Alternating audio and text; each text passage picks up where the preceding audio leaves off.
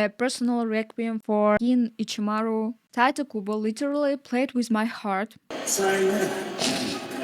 He wants to tell me, Taito Kubo wants to tell me that this glow-up Ichigo got after training in the Dangai and he came back with a new haircut like an anime wolf cut. So he wants to tell me that this entrance is supposed to comfort my soul after Gin's death. If I had the longest Zanpakuto in the universe, I'd be flexing off my ass too. Этого кореша помните?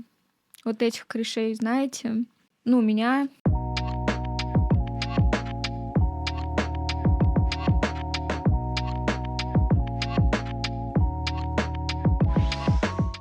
I'm in mourning today, and Belisa where I live is crying with me because I'm tilted.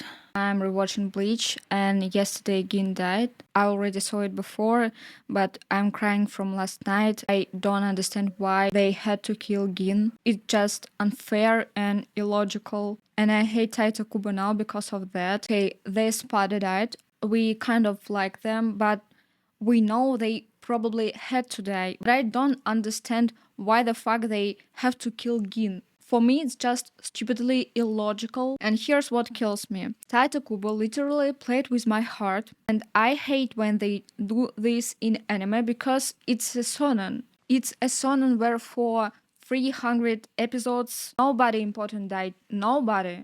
Everyone got stabbed left and right. Ichigo almost died so many times, and that girl Momo Hinamori, Hisugaya's friend, the guy with the ice powers, the captain with the ice Zanpakuto, she got stabbed like, I don't know, 10 times. First, the third Espada minions completely destroyed her. After that, Aizen swapped places with her, and Hitsugaya stabbed her himself. She got stabbed, I don't know, 10 times, and they still healed her. And Gin, Aizen slashed him like twice, and he's dead. I don't get why he had to play with my emotions like that. It's a shonen. Characters you get attached to are not supposed to die. So what happened in my head? I watched Bleach with my guard down. I watched it casually, knowing I would be fine. Sure, I'd get some emotional moments, but overall, I'd be fine at the end of every episode. And then suddenly, when I'm just chilling and eating my food, I see this. I feel like it's a betrayal. I got betrayed so hard. What does it mean? That I can't trust Taito Kubo, right? The guy who is a fashion genius. He created such a sick style, so he wants to tell me, Taito Kubo wants to tell me that this glow-up Ichigo got after training in the Dangai, and he came back all glowed up, like taller, with a new haircut, like, I don't know, an anime wolf cut. So he wants to tell me that this entrance is supposed to comfort my soul after Gin's death. It's still not a fair trade. I mean, do you understand that they only showed Gin's eyes in the last episode? Those sky blue, crystal clear, endless eyes. For hundreds of episodes, he looks like a sneaky snake, but his eyes reveal he's actually an angel. How do I say this? Just think about it. Think about what a monstrous mental toll it is to wear that villain mask for decades, just for the one single shot at Aizen. Why did Taito Kubo hide his eyes for so long? Because eyes are the mirror of the soul, and if we saw his eyes earlier, we immediately realized he wasn't who he claimed to be. When characters in anime are drawn with eyes like that, it means they're special, because who else did I see those eyes in anime on? Gojo Satoru, right? The strongest jujutsu sorcerer in Gege Akutami's universe. And I also saw those eyes. I recently watched Fire Force, and there was the second pillar, Haumea, right? So Haumea, the saint who heard all the negative thoughts of everyone on the planet. I only saw these eyes on the most special, crystal clear people. I mean, did you see Gin's fucking eyes? Okay, yes, he said a lot of nasty things to Rukia before her execution, but we don't judge him for bad mouthing, because at least he never pretended to be a saint. those are the ones we actually judge. Not the imperfect people, but the ones who act overly good. They are suspicious, and they are the ones you should suspect first. And yes, he's not perfect. Yes, he boasts about having a longest Zanpakuto in the universe. But to be honest, if I had the longest Zanpakuto in the universe, I'd be flexing off my ass too. We don't judge that. Why do I think it's illogical? Because there is no real reason to kill him. He could totally exist in the world after Aizen is defeated, and maybe he wouldn't go back to the Gotei 30, okay? He could be a hermit or hide like Kisuke Urahara, literally anything. And yesterday I asked the AI why Gin's death was so unfair, and well, whatever, out of everything it explained with its AI logic, Gin basically fought a 100-year silent war all by himself. Ichigo, for example, and anyone else. Like in the shonen universe, in the anime universe, teamwork and working together usually wins. And if you fight a silent war alone, sacrificing yourself like that, you might get that one moment you waited for, but it doesn't mean it will actually work. Just like with the Gin, right? I mean, when Aizen already fused with the Hogyoku, okay, it is an official fact, it's just what AI said to me, but let's say even if that's true, I don't think that kind of path is wrong. Let's remember Itachi from Naruto. Okay, he died in Naruto as well. Maybe all these great people died in Naruto, but let's think about why it is bad.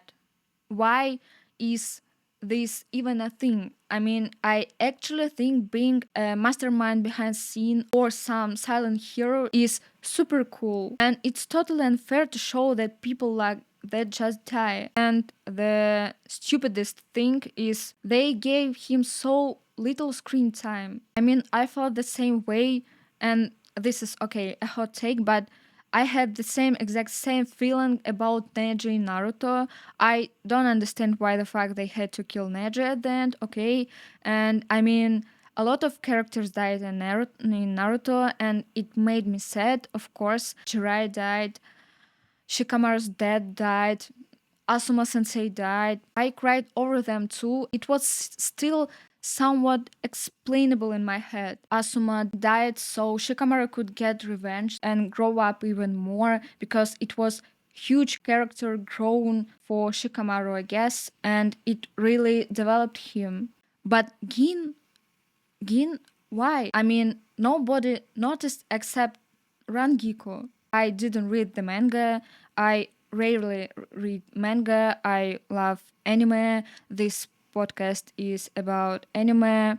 And also, this podcast is emotional today. And I don't need judgmental comments about the plot of how Bleach has so many plot holes. I'm 30 years old, and I know that anime plots are not perfect. I get basic human things, but not now.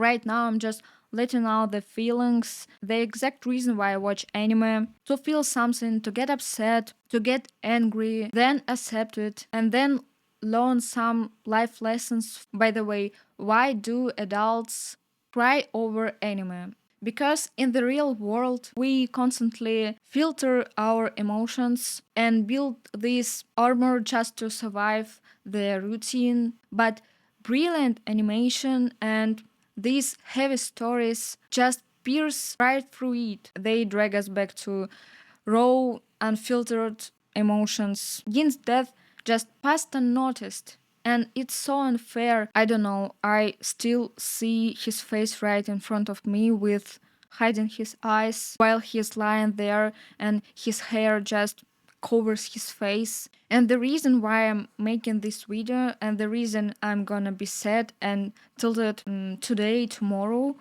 and for a few more days, is because they gave him so little screen time. So I, Sonia Chikadua, will be sad for him, since everyone decided that 10 minutes is enough to develop this character. I'm taking this responsibility and I'm gonna mourn for another week. Like, I get that anime is supposed to bring out the emotions, but some moments just make me so sad because it's pure manipulation. And I felt the exact same way watching To Your Eternity. That's why I stopped watching it. They use this classic psychological trap. You get attached to a character and then they suddenly brutally kill them off. After that, you get attached again, they kill them. I realized it's just pure torture for sensitive people who love anime, and I don't mess with my mental health just for some cheap emotional roller coaster because I'm too old for an emotional roller coaster. Anyway, this podcast is not gonna be about anything else but Gin. I have a lot of good and less emotional things to discuss, but this is my requiem. This whole video is for him, a personal requiem for Gin Ichimaru, while everyone else is busy debating power scaling, stats, and the main battles. I wanted to take moment honor his beautiful soul. Rest in peace, Gin. Rest in peace, Gin Ichimaru.